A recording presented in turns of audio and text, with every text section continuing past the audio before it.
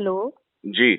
हमारे साथ phone line पे बेनीपट्टी विधानसभा की पूर्व विधायक भावना झा और कांग्रेस नेत्री भी हैं, जुड़ गई हैं। भावना जी, स्वागत है आपका बिहार माइक पे। जी और नमस्कार। जिस तरीके से आपका ये कॉन्स्टिट्यूंसी रहा है, आप लगातार इस क्षेत्र में सक्रिय रही हैं राजनीति के तौर पे। अ, ये अविनाश झा, एक युवा पत्रकार जिसकी उम्र महज 23 साल बताई जा रही है, उसकी निर्मम हत्या हो जाती है और एसपी इस पे बयान देते हैं कि प्रेम प्रसंग है, जबकि जो गिरफ्तारी हुई है वो सभी गिरफ्तारी अब तक की जो खबर है वो कहीं ना कहीं वो सारे अभियुक्त जो हैं वो मेडिकल लाइन से जुड़े हुए हैं। और जो परिवार ने आशंका जताई थी, लगभग उन्हीं लोगों की गिरफ्तारी भी हुई है, उनमें से कुछ लोगों की गिरफ्तारी हुई है।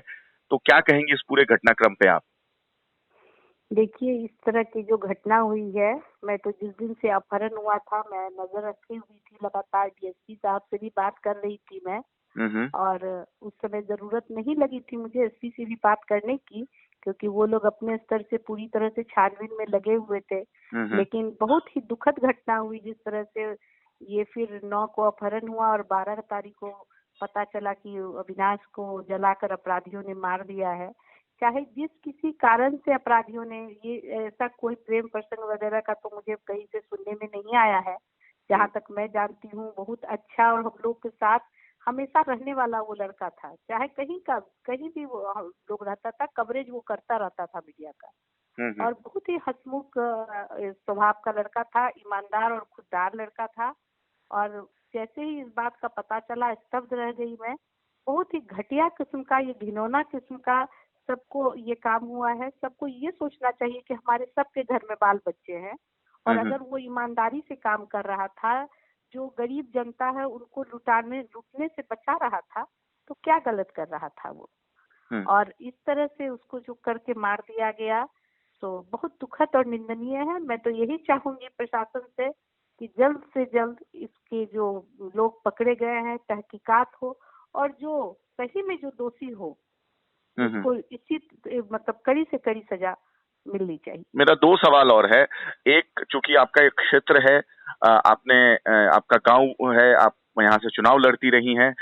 जितना अगर मैं उंगली पे गिनना शुरू करूं तो मधुबनी मुख्यालय जो हेडक्वार्टर है वहां पे जितना हॉस्पिटल्स या नर्सिंग होम नहीं है, उससे ज्यादा वहां पे बेनीपट्टी क्षेत्र में अवैध नर्सिंग होम पनप रहा है, जिसके खिलाफ अविनाश आवाज उठा रहे थे। तो कहीं ना कहीं आप ये स्वास्थ्य विभाग का या प्रशासन का फेल्योर मानती हैं आप इसको?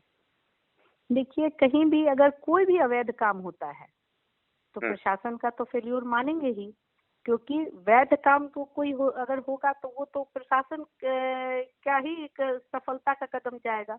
लेकिन हम्म। जब अवैध होता है तो उसमें चाहे वो दारूबंदी के बाद जगह जगह शराब मिल रहा है, जहरीले शराब पी के लोग मर रहे हैं, चाहे और कोई भी कारण से होता है, गुंडागर्दी का तो चरम पे आ गया है। तो कहीं न कहीं हम मानते ही हैं कि प्रशासन इस मामले में नाकाम हो रही है इन सबको ये करने में।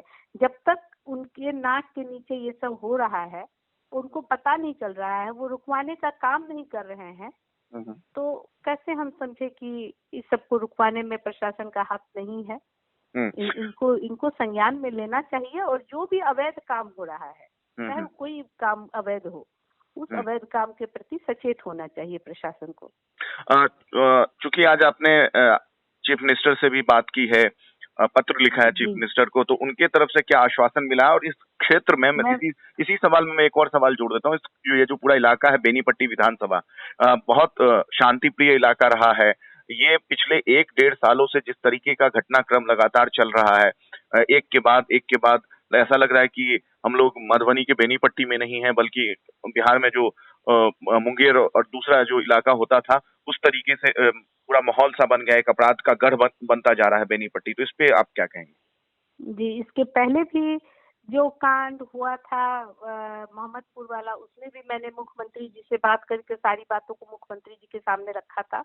और आज भी मैं 2 दिन से इंतजार कर रही थी मिलने के लिए, कि मैं चाहती थी खुद मिल के उनको ये पत्र दूं और कार्रवाई की मांग करूं, लेकिन मुख्यमंत्री जी की व्यस्तता थी। उन्होंने मुझसे, मैं शुक्रिया अदा करती हूँ कि उन्होंने नहीं मुझे बुलाकर मिले, फिर भी मुझसे फोन पे बात की, और मैंने उन्हें विस्तृत रूप से सारी जानकारी दी, और उन्होंने मुझे ईमेल के माध्यम से पत्र भेजने को कहा है। मैंने पत्र भेज दिया है और आश्वासन किया है कि दोषियों को बख्शा नहीं जाएगा, और कड़ी से कड़ी कार्रवाई करके अविनाश और उसके परिवार वालों को न्याय जरूर मिलेगी। ये मुख्यमंत्री ने मुझे भरोसा दिलाया है, आगे देखें क्या होता है। बहुत शुक्रिया हमसे बात करने के लिए भावना जी आपका। जी धन्यवाद।